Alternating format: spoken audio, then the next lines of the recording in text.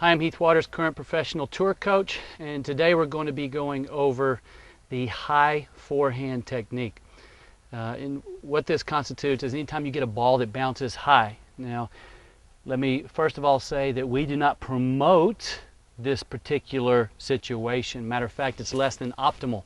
We believe that you should get into position, so you have to hit these as little or as few times as possible during the course of a match. However, the situation many times is inevitable. You're going to catch yourself out of position or wrong-footed or whatever the situation might be, where you have to hit a ball that bounces above your head.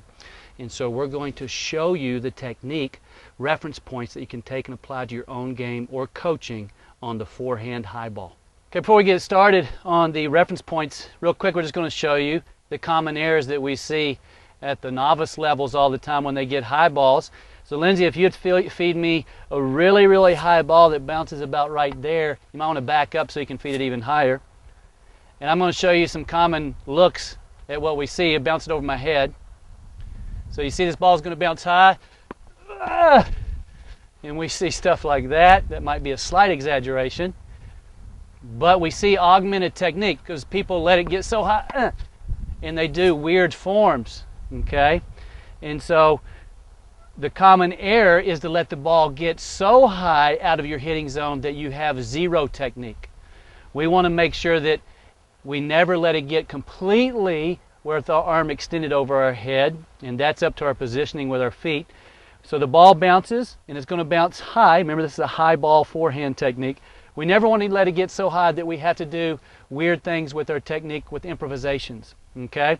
So we have to position ourselves either close to where the ball is going to bounce to get it on the rise, but on the rise, say it's going to bounce 10 feet, we want to get it about 6 feet, 7 feet, rather than trying to jump as high as we can and do some weird technique. So we want to relatively be able to replicate the same form as our normal millennium forehand. Or we got to let it come down and hit it. Say we're running out of room at the baseline and we need to hit it just above head height to chest height. Chest height is optimal, but it's okay to hit it even a foot above your head. That's the first common mistake, letting the ball get so far out of your hitting zone that it's impossible to do any type of form and you lose total ball control. The first reference point, which is a vital reference point. Remember, we're hitting a high bouncing ball. Now again, this isn't optimal. We don't want to have to hit balls that are above our waist height contact, but it's inevitable. It's going to happen once in a while due to poor positioning, whatever the reason might be.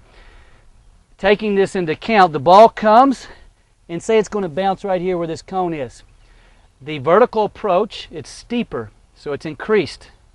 It's coming from a high position, it's going to bounce, and it's going to vertically go higher than normal. A typical bounce, if it's a lower ball, is going to hit and come towards you. But because of the increased vertical approach off the ground, or the bounce, you have less time to time the ball.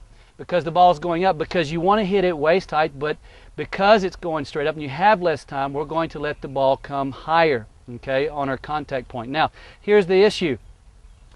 Because this less time, we have a decreased window of acceptance to make contact with the ball for this time period, you'll want to make sure that the first reference point, the racket is back before the ball bounces. Okay, keyword, before the ball bounces. Now this is the same reference point on all of our techniques, but it becomes more vital, more critical on the high bouncing ball because our hitting zone is decreased. This window of acceptance of the time that we have to hit the ball in our hitting zone, okay, is decreased because it's going up and down, more vertical, rather than bouncing and coming toward us. So now it stays on this level the whole time. Okay, so first reference point, racket back before the ball bounces, so when the ball bounces I don't have to go backwards and forwards because it's coming up here. I have only a very short decreased window to hit the ball.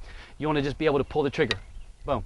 Okay, so the first one, racket back and set and stopped, where you only have to pull forward to make contact. The preparation has to be back and stop before the ball bounces. Okay, reference point 2. The higher the bouncing ball, the higher the preparation.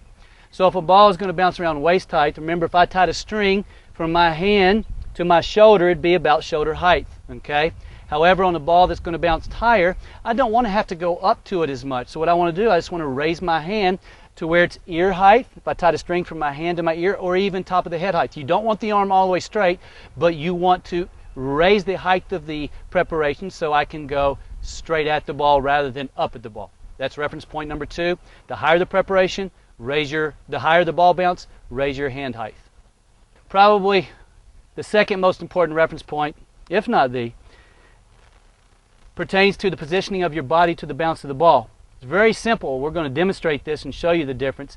But what you want to make sure of, say the ball is going to bounce around this area, the higher the ball bounce, look at this, the higher the ball bounce, say it bounces right here, the further to the left of the ball I'm going to be. So you got to position yourself further away from the ball if you're going to make contact up high.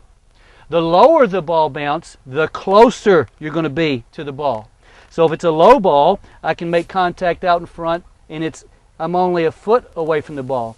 If it's a high ball, look, I don't want to be jammed. Look at the difference. Look at my arm. I want to be away from the ball. Now I'm 3 feet away from the ball to hit that same ball, chest height to top of the head height to a foot above the head height. So that is a huge reference point to understand. The higher the ball bounce, and probably the most common error that players make on high balls from the novice level, even at the tour level, is they do not get far enough away from the plane of the ball, flight path of the ball, to make contact with the proper technique. They're all bunched up. Okay, so low balls, you're going to see, we're going to feed a low ball, you're going to see that I'm closer. High balls, I'm going to be further away from the ball. 2 foot approximately, 3 feet approximately away from the ball to the side of the ball on the high ball bouncing.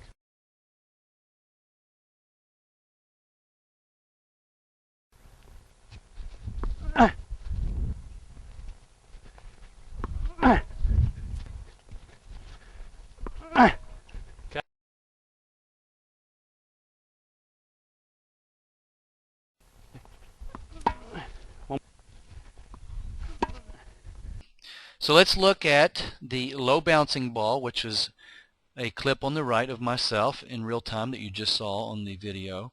And then the high bouncing ball is the clip on the left. And we're going to use my favorite software, Dartfish video analysis software, and its measuring tools to validate the positioning difference between a low bouncing ball and a high bouncing ball. And let's look at the reference points real quick. You see on the right, my hand for the low bouncing ball is about ear height, and on the left, the high bouncing ball, my first reference point, actually the second reference point, the hand is above the head, just above. And so the racket on both is back before the ball bounces, so that's the other reference point. Now let's look at the contact point, and let's see the actual distance on contact. And what we're going to do, we're going to have to first of all make a reference, and we know that this cone here is approximately 10 inches tall. And so we're going to use this and set it as a reference using Dartfish, which is an awesome program. If you don't have it, we love it. Think you should get it. Can't live without it when you're doing technique. Here we go. So this is 10 inches tall, the cone. So now we're going to use that as our reference. And so now we're going to mark from the center of the ball on both clips to the center of the body axis. And as you see right there, that's approximately 3 feet from the center of the ball to the center of the body axis. And then so we'll measure the high bouncing ball from the center of the ball to the middle of the body. And as you see, we have indeed about approximately an 8-inch difference between the high bouncing ball position and the low bouncing ball. So this just simply validates, make sure in order to keep proper form and technique, position yourself further away from the ball on the high bouncing ball as opposed to a little bit closer to the ball on low bouncing balls. And as you see, you can see that there is more abduction, more distance between the upper arm and torso here in the high bouncing ball as well compared to the low bouncing ball. Go out and practice that, and let's move on.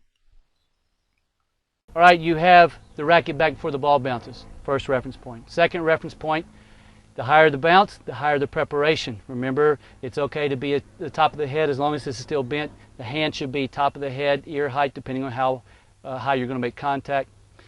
The third reference point, again, was positioning to the ball. Remember, the higher the ball bounce. If I'm hitting it this way, the higher it is, the further you want to be away from it so your arm can be abducted away from the body and your arm can be straight.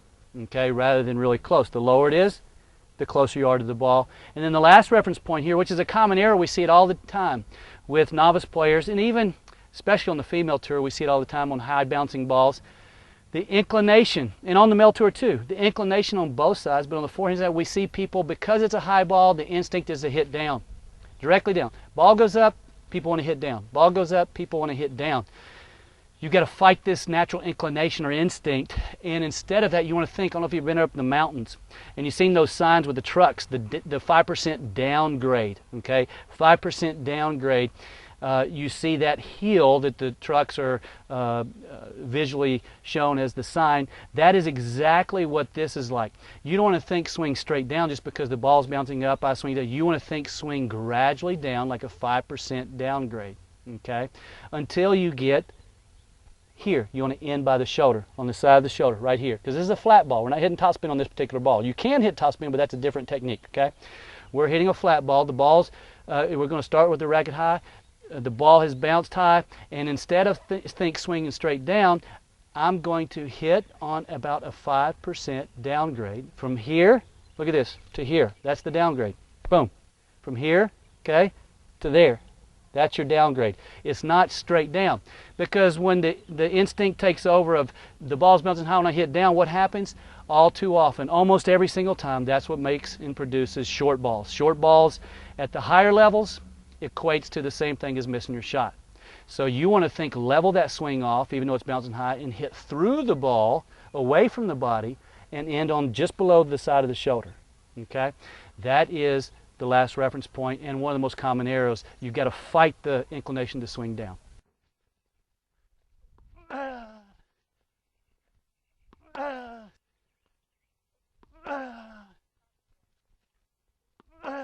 Watch the ball.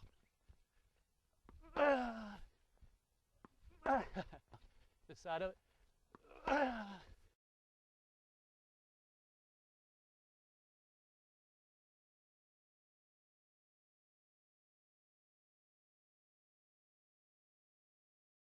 So we're just going to demonstrate here, and I'm just going to work on the reference points. I'm going to have high preparation, try to get my racket back before the ball bounces. I'm going to do it higher. The higher the ball bounces, the higher my preparation. I'm going to have it back before the ball bounces. I'm going to position myself away from the body, away from the ball, instead of close, so I can have my arms straight. And then I'm going to try to do that swing, that down 5% downgrade swing, just into the top of the shoulder. And all you do, we're going to do the ball machine, set it on a high setting, practice this over and over again. One of the most under-practiced shots in tennis.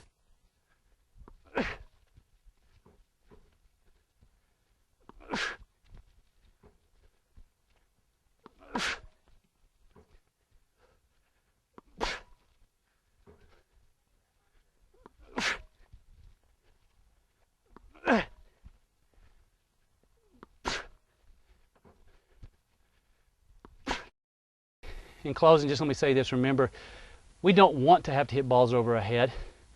Optimally, you want to keep that ball between waist height and chest height, but if it does get above your chest height, you do want to have these reference points down and master this technique, because it is inevitable to be in this situation during a match. Wears you out doing that drill too. It's good exercise, burns a lot of calories. But anyway, go out and practice early preparation. Getting the racket hit higher than the normal because of the high ball bounce. Hitting the ball at the right spot. You want to be away from the body, more so 3 feet away from to the side of the ball on the bounce rather than close to it, as you saw in the demonstration. And then make sure always to resist that inclination to hit down in by the top of the shoulder. See you next time.